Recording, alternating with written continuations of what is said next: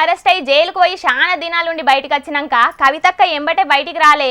కొన్ని దినాలు ఇంట్లో రెస్ట్ తీసుకున్నది. ఈ 2-3 వద్దుల సంధి మళ్ళా జోరు చూపిస్తున్నది రాజకీయాల్లో. షెయ్యి పార్టీలు పెట్టిన తెలంగాణ తల్లి విగ్రహం మీద అవుతున్న పంచాది మీద, షెయ్యి పార్టీ లీడర్లు మాట్లాడిన మాటల మీద మైకుల ముంగడికి వచ్చి మాట్లాడింది అలా కవితక్క. మరి ఏమేం మాట్లాడిందో ఈ ముచ్చట చూసి పురాహర్చుకొని రాపోండి. బతుకమ్మ తెలంగాణ సంస్కృతే కాదు, దాన్ని తెలంగాణలో చాలా జాగల్లో ఆడనే ఆడరు అని కొందరు షెయ్యి పార్టీ లీడర్లు అంటున్న ముచ్చట్ల మీద గిట్ల కౌంటర్ ఇచ్చింది కవితక్క. ఇవన్నీ శ్రీమతి ఇందిరాగాంధీ గారు మరి తను బతుకమ్మ ఎత్తుకొని తెలంగాణ ప్రజలకు బతుకమ్మను శుభాకాంక్షలు చెప్పినటువంటి వ్యక్తి.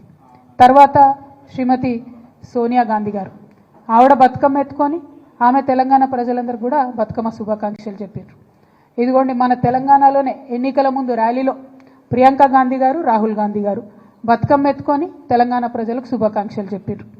తర్వాత ప్రియాంక గాంధీ గారు అద్భుతమైనటువంటి ట్వీట్ చేసిండ్రు. ఏమని చేసిండ్రు?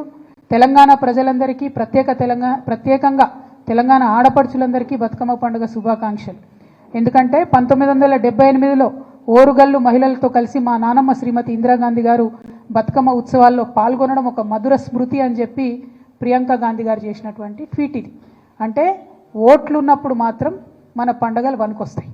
ఓట్లు ఉన్నప్పుడు బతుకమ్మ తెలంగాణ ప్రత్యేక పండుగని, తెలంగాణ ఆడపడుచులందరికీ శుభాకాంక్షలు చెప్పాలని ఓట్లు ఉన్నప్పుడు గుర్తొస్తాయి. ఇందిరాగాంధీ మేడం కెంచి మొదలు పెడితే సోనియా మేడము, రాహుల్ గాంధీ అన్న, ప్రియాంకక్క దాంక బతుకమ్మలు పట్టుకొని శుభాకాంక్షలు చెప్పిండ్రు తెలంగాణ పబ్లిక్ కు అని పోటువలతోటి పెట్టిన ట్వీట్లతోని చెప్పుకొచ్చింది కవితక్క. రేవంత్ రెడ్డి గారు, రాహుల్ గాంధీ గారు, కేసీ వేణుగోపాల్ గారు, జయరాం రమేష్ గారు అందరూ కలిసి కోలాటము బతుకమ్మ కలిపి ఆడుతున్నారు. పాపం అక్కడ కూడా మా బట్టెన్న వెనక వరుసలు పెట్టిండ్రు. బతుకమ్మ ఆడి ఓట్లు ఉన్నాయి కాబట్టి ఎన్ని ఆటలన్నా ఆడతారు అన్నట్టు. కానీ ఓట్లు అయిపోగానే తెలంగాణ బతుకమ్మ ఎవరిది, ఎవరు ఆడినరు, ఎందుకోసం బతుకమ్మని చేయాలి, ఎందుకోసం మరి మేము బతుకమ్మను గౌరవించాలి, తెలంగాణ తల్లి చేతుల బతుకమ్మ ఎందుకు ఉండాలి అని వాళ్ళ వెర్రి ప్రశ్నలు, వింత ప్రశ్నలు, వితండవాదం చేస్తున్నారు. అగ్గో సూతున్నారా అనుల్లా? రాహుల్ గాంధీ అన్న, రేవంత్ అన్న ఎట్లా బతుకమ్మ ఆడుతున్నారో తెలంగాణ మహిళలతోటి.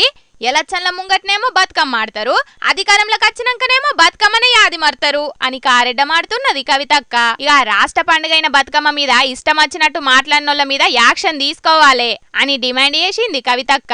గెజెట్ ఇయ్యలే, జీవో ఇయ్యలేని బతుకమ్మ పండుగ గురించి బతుకమ్మను రాష్ట్ర పండుగ చేస్తూ జీవోఎస్ నంబర్ 2 ద్వారా రాష్ట్ర పండుగ బతుకమ్మని ఇచ్చారు. మరి వాళ్ళ ముఖ్యమంత్రి గారిని మేము సూటిగా ప్రశ్నిస్తున్నాం. రాష్ట్ర పండుగ అయినటువంటి ఈ బతుకమ్మ పండుగను అవమానించే విధంగా మాట్లాడుతున్నటువంటి మీ మంత్రులను, మీ కాంగ్రెస్ పార్టీ నాయకులను వాళ్ళ మీద మీరు ఏం చర్యలు తీసుకుంటారు? గప్పట్ల కారు పార్టీ సర్కారు ఉన్నప్పుడు అన్ని పండుగలకు అన్ని చేసినాం, కానీ షెయ్యి పార్టీ సర్కార్ అయితే ఏ పండుగకు ఏం చేస్తలేదు అని అనకొచ్చింది కవితక్క. మళ్ళీ ఏ పండుగ వచ్చినా కూడా దాన్ని చేయకుండా, అంటే రమదాన్ పండుగ వచ్చింది, దానికి తోఫా ఇవ్వలేదు. బతుకమ్మ పండుగ వచ్చింది, మా ఆడబిడ్డలకు చీరలు ఇవ్వలేదు. రేపు క్రిస్మస్ వస్తుంది, దానికి కూడా వాళ్ళు ఏమి ఇచ్చే ఆలోచనలో కూడా కనీసం లేరు. అగ్గో మరి షెయ్యి పార్టీ సర్కారు గట్లెందుకు చేస్తున్నదో వాళ్ళకే తెలవాలే గాని తెలంగాణ తల్లి చేతులనైతే బతుకమ్మ లేకపోవడైతే చాలా తప్పే అని అంటున్నారు తెలంగాణ పబ్లిక్. ఇక మరి చూడాలే, ప్రతిపక్ష పొల్లు జనాలు గరమైతున్నారన్న ముచ్చట యూసైనా మళ్ళా మారుతారో సర్కారోళ్ళు.